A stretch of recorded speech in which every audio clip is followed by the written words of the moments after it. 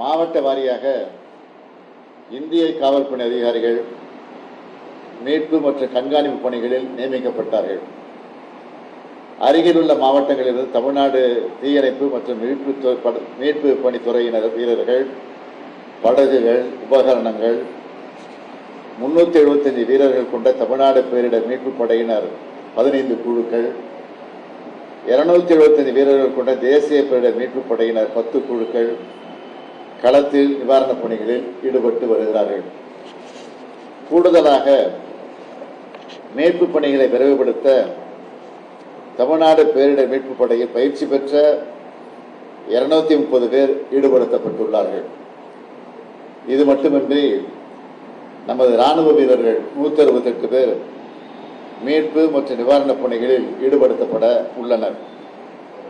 முன்னெச்சரிக்கை நடவடிக்கையாக இதுவரை 12,653 பேர் மீட்கப்பட்டு 141 நிவாரண முகாம்களில் தங்க வைக்கப்பட்டு உணவு, குடிநீர், மருத்துவ வசதி உள்ளிட்ட அடிப்படை வசதிகள் அளிக்கப்பட்டு வருகிறது. வெள்ள நீர் சூழ்ந்த பகுதியில் உள்ள மக்களுக்கு ஹெலிகாப்டர் மூலம் உணவு வழங்கப்பட்டு வருகிறது. இந்த பெருமழையினையும் அதனால் ஏற்பட்டுள்ள பாதிப்புகளையும் நடைபெறும் மீட்பு நிவாரணப் பணிகளில் நானும் தலைமைச் செயலாளர் அவர்களும் பலமுறை சம்பந்தப்பட்ட மாவட்ட ஆட்சியர்களுடன் காணொலி வாயிலாகவும் தொலைபேசி வாயிலாகவும் அவ்வப்போது கண்காணித்து வருகிறோம். 19ஆம் தேதியான இன்றும் இந்த 4 மாவட்டங்களுக்கும் சிவப்பு எச்சரிக்கை வானிலை ஆய்வு மையம் விடுத்துள்ளது. தமிழ்நாடு அரசை பொறுத்த மட்டில் சென்னை, காஞ்சிபுரம், செங்கல்பட்டு, திருவள்ளூரில் எந்த வகையில் செயல்பட்டு மக்களை காத்தோமோ அதேபோல் நெல்லை, கன்னியாகுமரி, தூத்துக்குடி, தென்காசி மாவட்ட மக்களை காக்கும் பணியில் இறங்கி தீவிரமாக செயல்பட்டு வருகிறோம். அரசு இயந்திரம் முழுமையாக அந்த மாவட்டங்களில் மையம் கொண்டுள்ளது. இந்த பாதிப்புகளுக்கு உள்ளான மாவட்ட மக்களுக்கான நிவாரணத்தையும் தமிழ்நாடு அரசு செய்தாக வேண்டும்.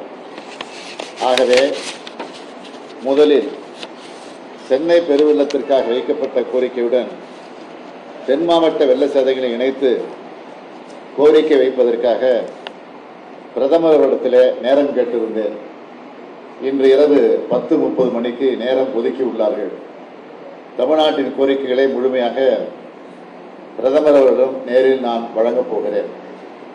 இந்த 4 மாவட்டங்களில் வரலாறு காணாத மழையால் பாதிக்கப்பட்ட மக்களை மீட்டு அவர்கள் வாழ்வாதாரங்களை திரும்ப உருவாக்க உடனடி நிவாரணமாக தேசிய பேரிடர் நிவாரண நிதி வழங்கிட மாண்புமிகு இந்திய பிரதமர் அவர்களிடம் கோர இருக்கிறேன்.